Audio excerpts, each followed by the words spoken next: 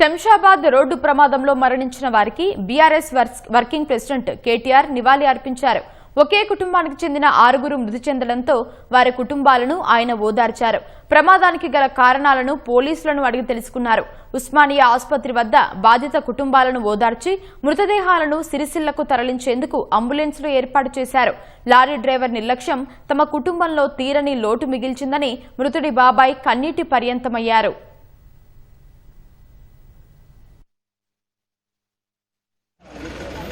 Present ఈ మృతదేహాలన్నీ కూడా సిరిసిల్ల పట్టణాన్ని తీసుకెళ్తా ఉన్నాం. అందరిది కూడా సిరిసిల్ల పట్టణం కనుక అక్కడే తీసుకుపోయి దహన సంస్కారాలన్నీ కూడా చేయడం జరుగుతూ ఉంది. ప్రజెంట్ అయితే మేము అక్కడ లేము.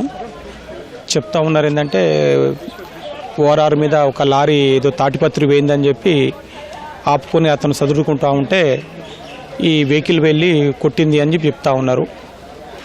ఇక అసలు ఓఆర్ఆర్ మీద ఆపకూడదు వెహికల్స్ని, మరి వారు ఆపిర్రు. ఇక అనుకోకుండా జరిగినటువంటి ఇన్సిడెంట్. ఇందులో దాదాపు 6 స్పాట్ డెడ్, ఒక అమ్మాయి సివియర్గానే ఉంది. Food corporation of India divisional office Sanat Nagar में as a assistant grade 1 job करते थे और जैसे परसों तक 12 इयर्स से वो हमारे पास काम कर रहे थे. 2014 से now to up to 2026 she was very good employ और उन्होंने almost every day we use to speak with her. Every day वो बहुत अच्छे से काम करते थे and it is very shocking for us. उसकी बेटी भी डेली हमारे ऑफिस में आके हमारे साथ में बैठती थी, हमारे साथ में खाना खाती थी and she was used to live with us. 12 साल से वो हमारे साथ में थी and we are completely shocked. She was a very good employ and we are very sorry for loss to the family.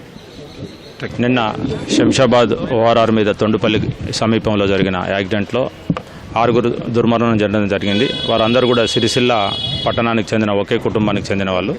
ఇప్పుడే వారి యొక్క పోస్ట్ మార్టం ప్రక్రియ పూర్తి చేసి డెడ్ బాడీస్ని వాళ్ళ ఫ్యామిలీస్కి హ్యాండ్ ఓవర్ చేయడం జరిగింది. ఈ దుర్ఘటన అనేది చాలా చాలా దురదృష్టకరం.